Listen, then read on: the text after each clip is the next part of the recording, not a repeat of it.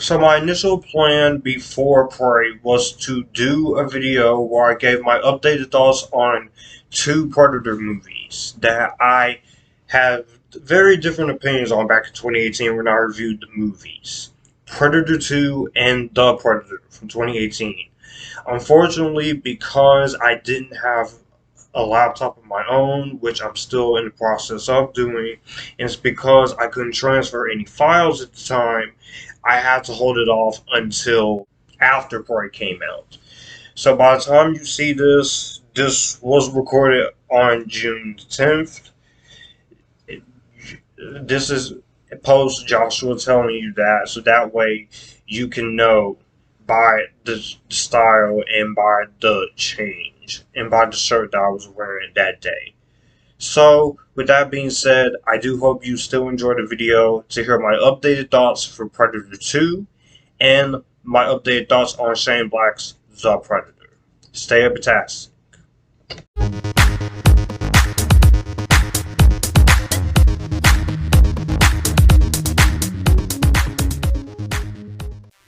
Hey everyone, it's Joshua. Welcome to my channel, Future Filmmaker Reviews. I talk movies, TV, music, and anime. And we're back once again. But this time, this is going to be for a little video in anticipation with Prey. This is going to be a dual video, of course. So, I'm not only going to be giving my updated thoughts on Predator 2, but I'm also going to give my updated thoughts on The Predator. So there will be time codes for both of these here in the description box down below. If you are a fan of the Predator franchise, join me in the conversation box down below. Let's talk about Predator. And we're going to have fun because I have some very updated thoughts for both of these. But before I get on to talking about them, I wanted to thank you all for so much for coming over. Thank you guys so much for watching this video. Be sure to follow me on all my social media links in the description box down below, as well as hit the subscribe button and the notification bell so you won't get notified when more videos like this are up. I am very consistent, whether it's movie talk or TV talk or anime talk. A little bit of music talk here and there, but here we are, and we are going to talk about these two movies that I had different opinions on, but now my thoughts kind of changed on both of them. So let's get into Predator 2. Danny Glover, Gary Busey, Ruben Blades, Maria Conchita Alonso, Bill Paxton. Predator 2. He's in town with a few days to kill this Thanksgiving. So obviously we're going to start off with Predator 2, which was the highly anticipated sequel back in the 90s to the original OG Predator, which is in my top 100 favorite movies of all time. And by the way, I have reviewed both of these two movies before, but the reason why I'm re-reviewing them is because not only leading them up to Prey, but rewatching both of them, one of them I've had a more deeper appreciation for, and one of them I have a lot more frustrations with. So that's the reason why I'm reviewing these two particular Predator movies in one video rather than doing them in individual videos. And two, I don't really have a whole lot to say on both of them that will warrant separate videos. And plus, I don't have time since I do have to catch up on other movies to talk about and TV shows to talk about and such. But let's talk about Predator 2. So, in Predator 2, this is the 1990 sequel, which sees Jim and John Thomas coming back to write. It's directed by Stephen Hopkins, stars Danny Glover, Gary Busey, Maria Conchita Alonso, the late Bill Paxton, and the late Kevin Peter Hall as the Predator. This was the second installment of the franchise at the time, and this serves as a sequel to the OG Predator, of course. This one is set 10 years after the events of the first film in the futuristic Los Angeles, and we focus on the Predator, who is a technology-advanced extraterrestrial hunter, and the efforts of a disgruntled police officer and his allies to defeat the malevolent creature. So basically, here's the plot in a nutshell. LA is enduring a heat wave and a crime wave, so the pressure is on Michael Hargan, who is an awesome character, to solve a strange mystery of murders is mounting. And so he thinks the culprit can be found among the warning gangs and the drug cartels. But the FBI special agent Peter Keyes knows the horrible truth, and the killer is an extraterrestrial who comes down from outer space, kills you, anyone he sees, and takes their skin and leaves you hanging upside down. And so we have a fight between the Predator and Officer Hardigan. When it comes to Predator 2, when I first reviewed this movie on my channel a few years ago in 2018, I was not a fan of this movie. I ripped this movie to shreds in my initial review. I said it was one of the worst sequels ever. It was the worst Predator movie ever. What the fuck is this? You get nothing. You lose. Good day, sir. I hated this movie. Hated this movie.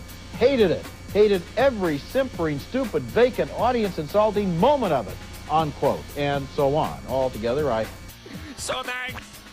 Thanks for nothing. How do you fuck that up? How do you fuck that up? Until Alien vs. Predator Requiem. But then I decided, since the years I reviewed it, I wanted to rewatch it again. I wanted to have a fun time rewatching it and see what everyone else is seeing. Then the second time, which was actually today, while editing the video, I decided to watch the movie again, but go into it with a different mindset and just temper my expectations even more, and maybe I will enjoy it a lot more than I did initially. And with the second rewatch, I definitely did appreciate the movie more, but I wasn't really in love with it. But I can confidently say, after watching this sequel again, what the heck was I thinking? I can explain. No, seriously, what the hell was I thinking when I initially ranted on this movie?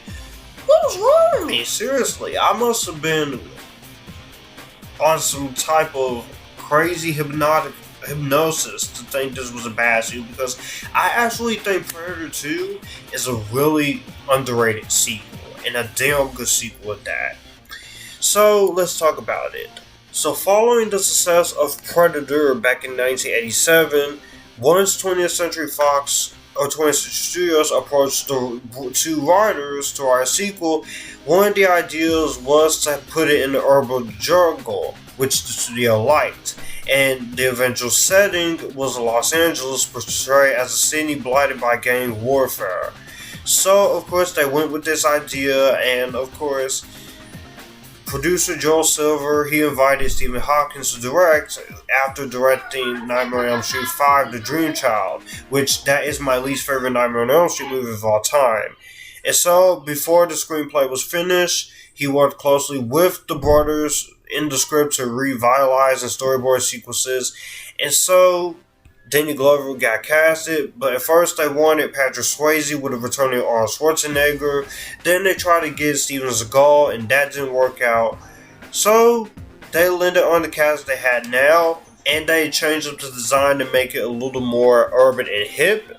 And the movie came out in 1990 on November 21st, and at the time this movie got all extreme negative reviews.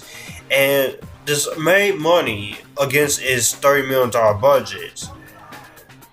But compared to the $98 million box office, this movie did fare less. And now, over time, this movie has garnered a cult following and got a lot more positively over time. And I think it's for the better, because Predator 2 is such an awesome sequel. I don't think this is nearly as bad as other people made it out to be, or nearly I made it out to be.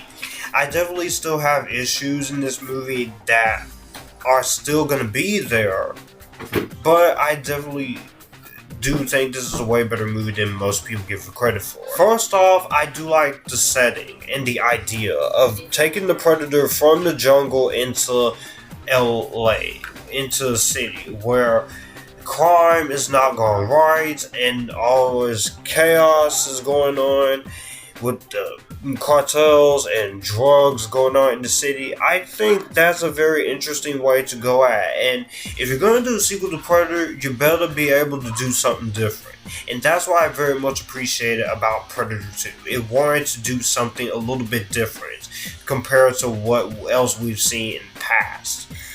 And I think what they did differently was for the better. I think it's very well done here. The locations of LA is very well shot. It's very grimy. It's very good looking.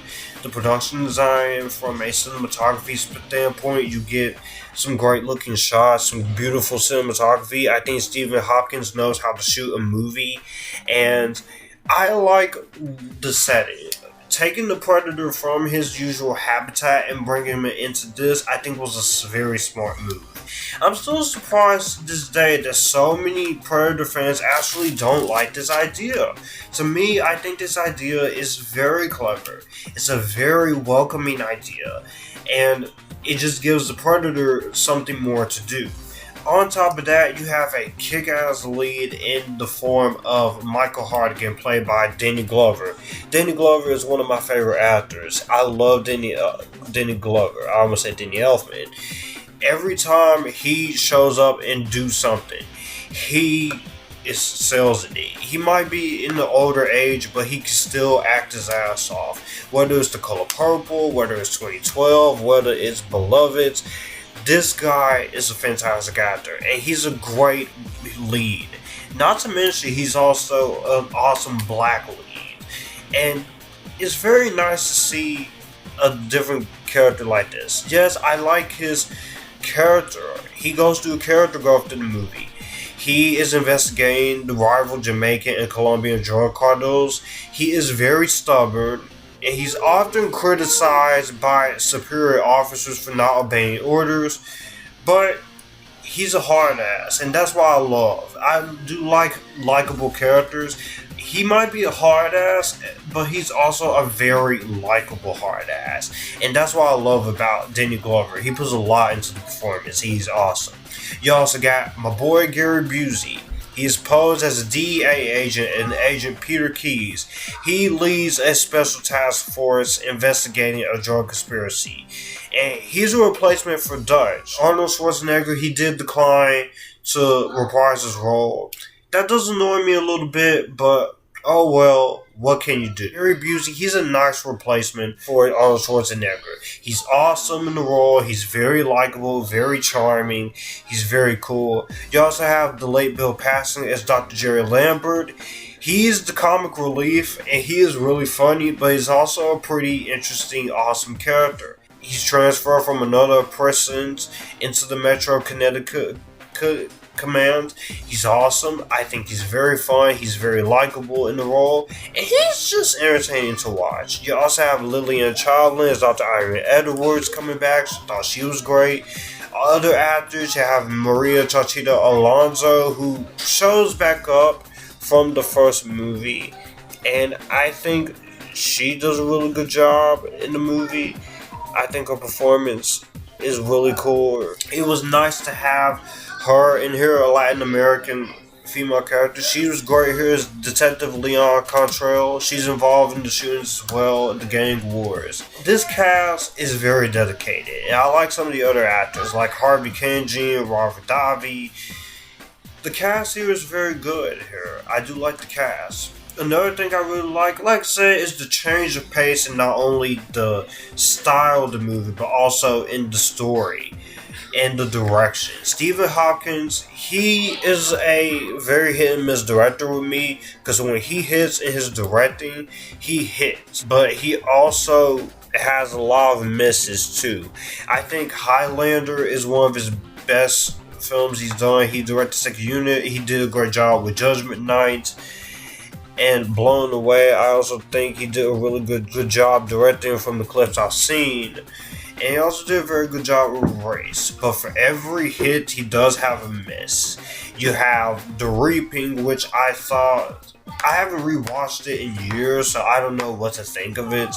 And when it comes to Nightmare on Elm Street 5, The Dream Child, despite his gothic, brilliant direction, I don't feel like his style definitely matched the story what was going for it.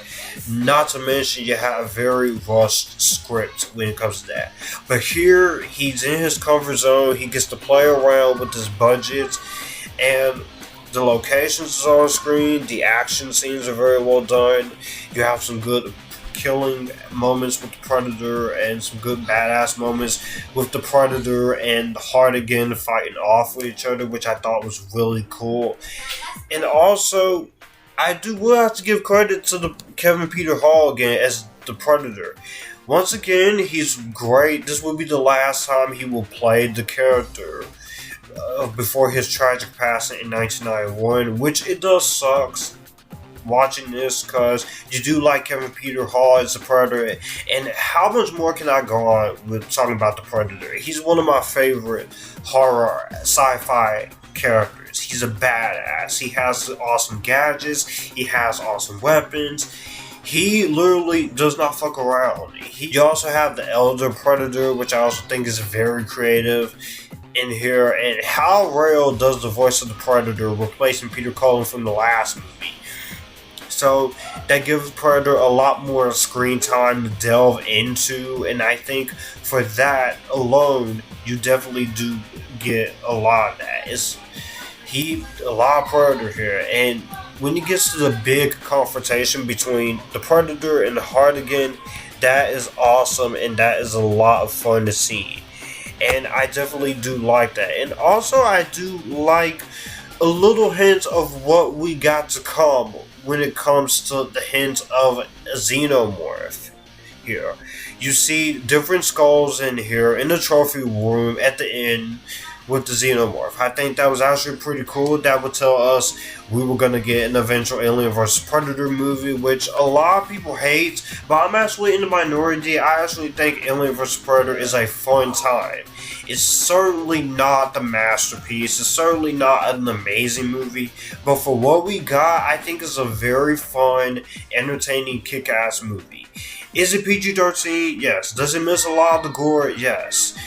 Does it have some bad character writing? Yes. But I think Paul W.S. Anderson, he did the best he could in what Alien VP had to offer. But we don't talk about Alien vs. Predator Requiem, because you can't see shit in that movie. Oh my god, Alien vs. Predator Requiem. Now, back to Predator 2. I think there's a lot of this movie gets right. It gets right. I love the score by Alien Silvestri. It's a kick-ass score.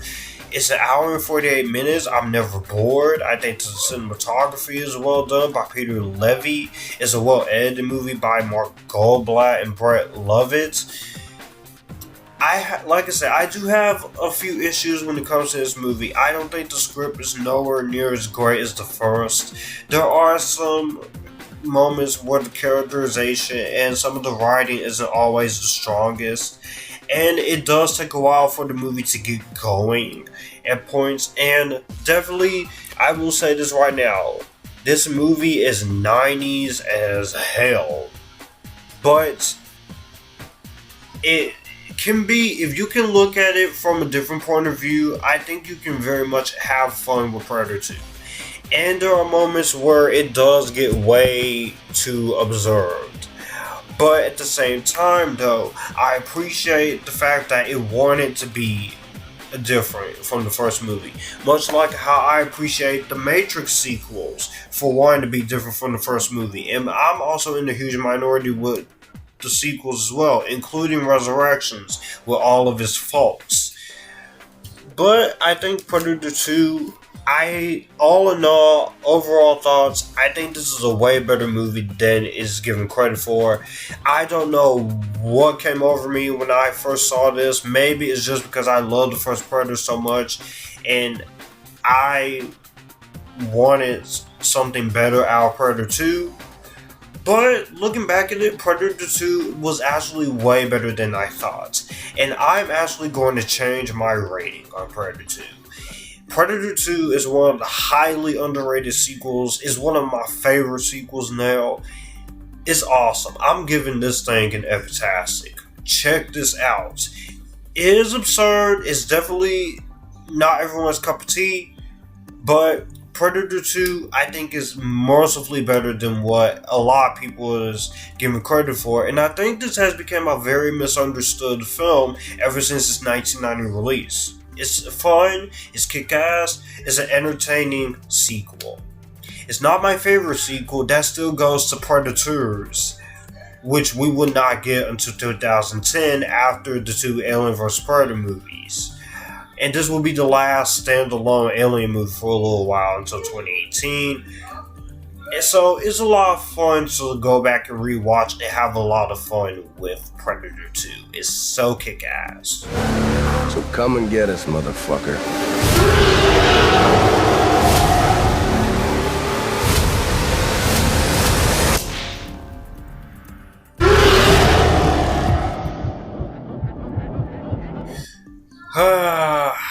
Now we get to the frustrator here, and as much as I was gushing and praising Predator 2, the Predator from 2018 has to be one of the more frustrating entries in this franchise. Not only that, this has to be one of the most frustrating sequels I have seen. This is, of course, directed by Shane Black and written by him and Fred Decker. This was, at the time, the 4th overall movie in the series, but also the 6th overall film if you choose to count Alien vs. Predator. Let's talk about the Predator, and let's discuss what went wrong when it comes to this. So after the success of the Alien vs. Predator movies, and after AVPR got a bad reaction, 20th Century Fox thought it would be best to go back to the books after Predators wasn't well liked by most people. So talks of a new Predator movie began in 2014 with Shane Black being confirmed as a writer and director. And much of the cast signed on to be in this movie all the way from 2016 to 2017. The movie started production in June 2017, and this has to be one of the biggest examples of studio interference, with the climax being rewritten and reshot following poor test screenings. But this also had to have some pretty big controversy going forward. So we are going to talk about this, and we are going to discuss what happened. So the original third act of this movie was supposed to be set during the day. After the resulting sequences were deemed ineffective, they largely reshot all of these scenes at night. So Shane Black, he wanted the additional scenes to be out, but that's not all that would happen, because the original third act, we'll get into it, but this has to be one of the biggest examples of studio interference I've seen. I'm not going to blame Shane Black for this. I can blame him for most of the quippy one-liners and such, but this is a prime example of when a director and the studio does not see eye to eye. This is, of course, starring Boyd Holbrook, Olivia Munn, Trevante Rose, Thomas Jane, Keegan-Michael Key, Sterling K. Brown, and Jacob Tremblay. And in this movie, we see a group of PTSD-afflicted soldiers and a scientist played by Olivia Munn, who must team up to fight an invading part of predators and discover the plans for mankind. While also on this mission, you have this autistic boy played by Jacob Tremblay having to work with alien technology, and he takes on the mission to help them as well fight the predator. But also on top of that, we also have the predator fighting off against the big super predator.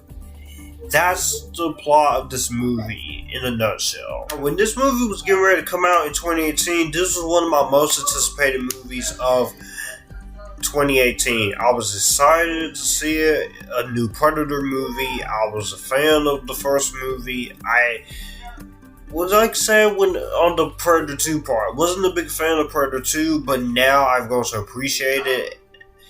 Predators was my favorite sequel, and while I would have liked to have seen a continuation with that, I was still on board to see whatever Shane Black was going to do, because I think Shane Black, he is a good writer.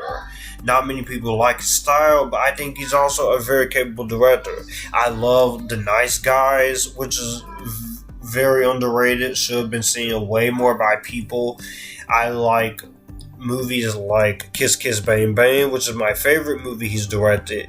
He also did a very great job with Iron Man 3. I think that movie is really underrated. And he's rewritten some movies and had hand in writing some other movies that I like.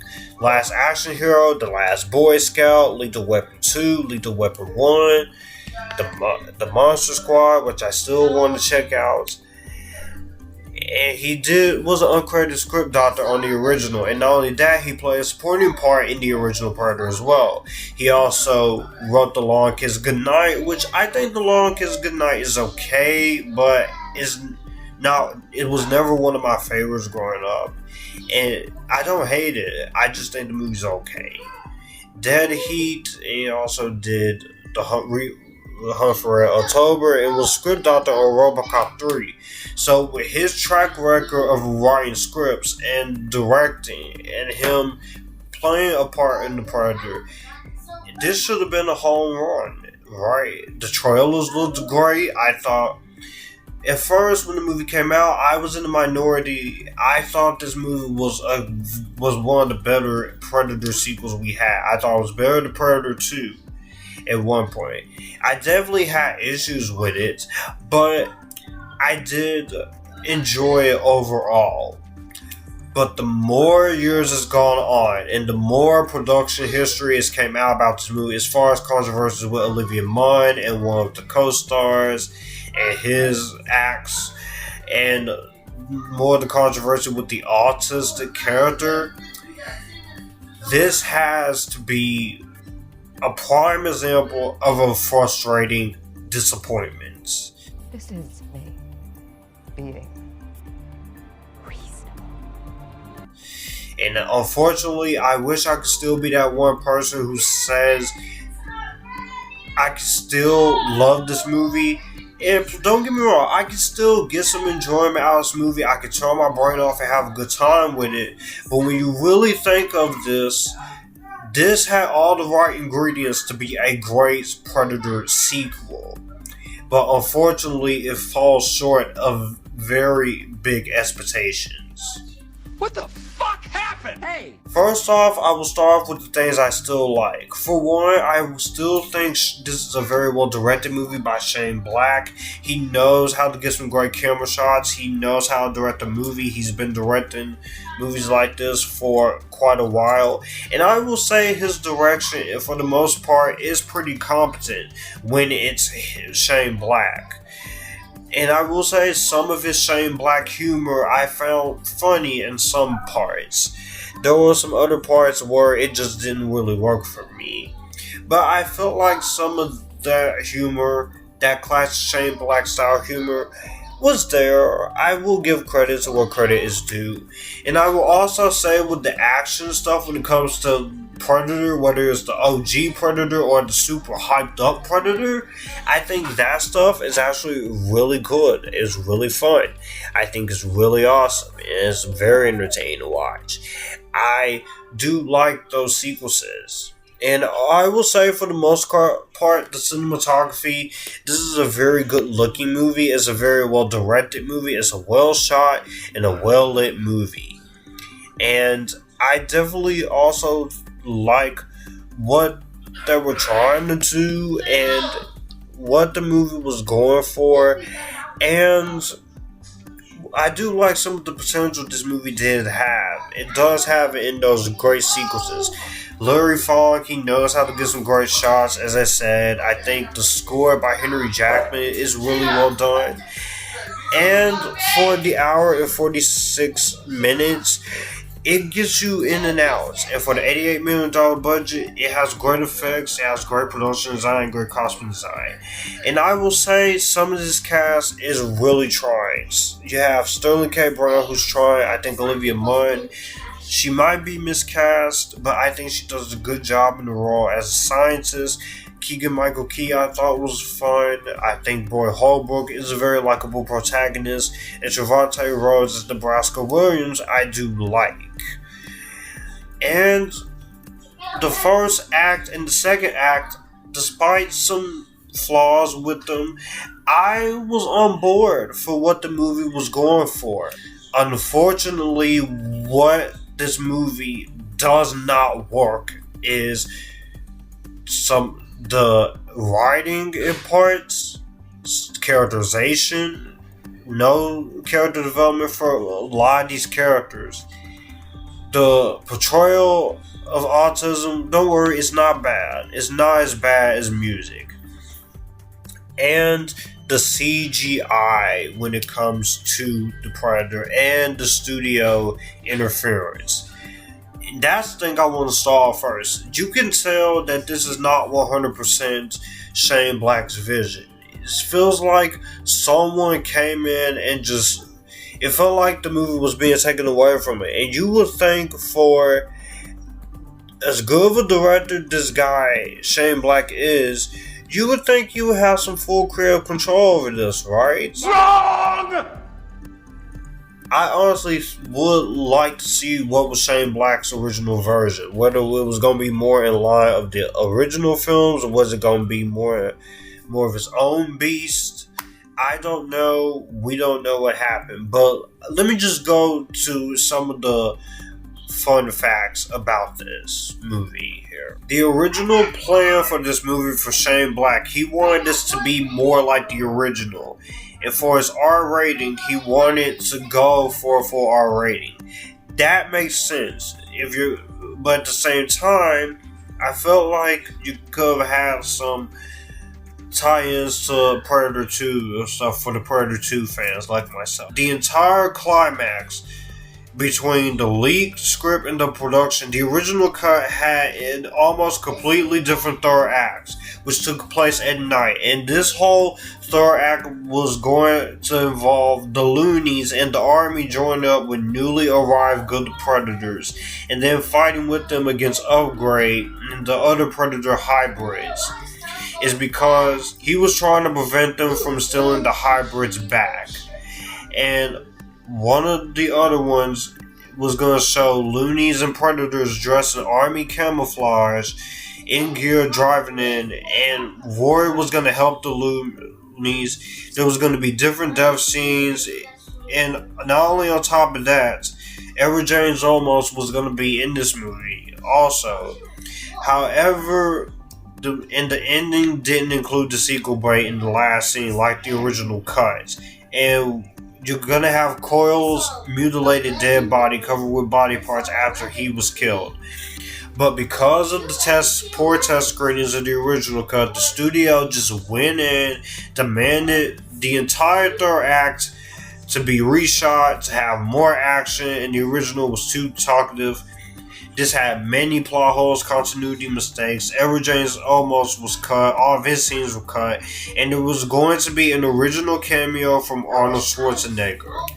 How freaking epictastically awesome does that sound? How much better of a third act would that have been? Cowards! Because when you get to the third act of this movie, it is beyond ridiculous. This is no way, shape, or form the potential third act that Shane Black had. And I do feel bad for him because you think with a director like him, he would have full control over it since he knows his franchise and has been a part of it. But that third act just crumbles under its own ambitions because of that. Now on top of that, when you get to the kid character who's autistic, I am someone who, I'm going to say this right off the back, I've said this a few times before, I am someone who with autism. I am on the autism spectrum. I don't have a problem with autism being represented, but there is a way I feel like you could have done this naturally with someone who's actually autistic instead of Jacob Tremblay. No disrespect to him, I think he's a good kid actor. He definitely has a promising future, but I don't feel like he was the best role for a character like this. And it definitely does suffer, of course, because of that. Because he doesn't have not because he's playing someone who's an autistic person. It doesn't really go for it. And unfortunately, that's what suffers when it comes to his performance. Not only that, I think some of these characters here, the characterization, some of these characters are not the most well comprehended.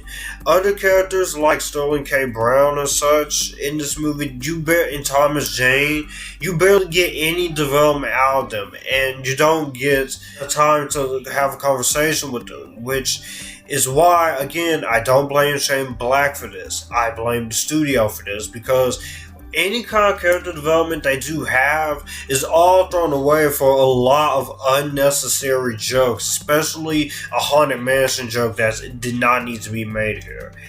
You better be joking. I know Shane Black has that type of style, but this comedy is more on Fox. And it just definitely shows in the studio mandating aspects. I feel like the studio should have just stood back, get out of the way, and let Shane Black do his job. And my biggest negative when it comes to this is the CGI Predator. Oh, you gotta be fucking kidding me. What the hell was this? I know this is meant to be the Super Predator, but I feel like there was a way you could have done this without having to go CGI. You could have done a more practical guy in a suit. You have one of them in a practical suit, why not have the other one? Because in some spots, he looks okay-ish. But then there are other times where it feels like it's just... it looks very bad. It looks like freaking PlayStation 1 mess. And now on top of that, I feel like this should not have been a horror comedy. If you were gonna be true to the original, and you should have did this like a horror sci-fi action film, I think it would have been a much better experience, and I think it would have been a way better way to handle this new Predator movie. And at the end of the day, I don't hate the Predator. I think the movie's fine. It's a movie I can put on as background noise, but for many Predator fans like myself, this should have been better than just okay. It should have been a big return to form, and I felt like if Fox wasn't so reactionary, let Shane Black have full creative control and take some of that humor out, I felt this could have been a really good sequel, and with the initial third act and everything.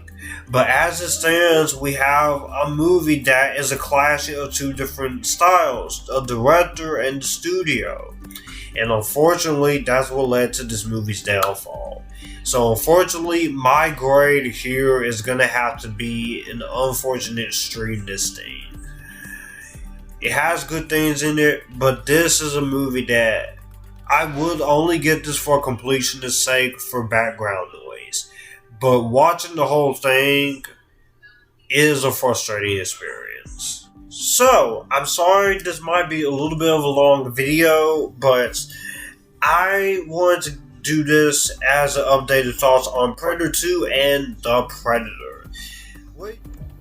Well, that's going to do it for the video that you just watched. I will have my channel here, so you would like to see anything here.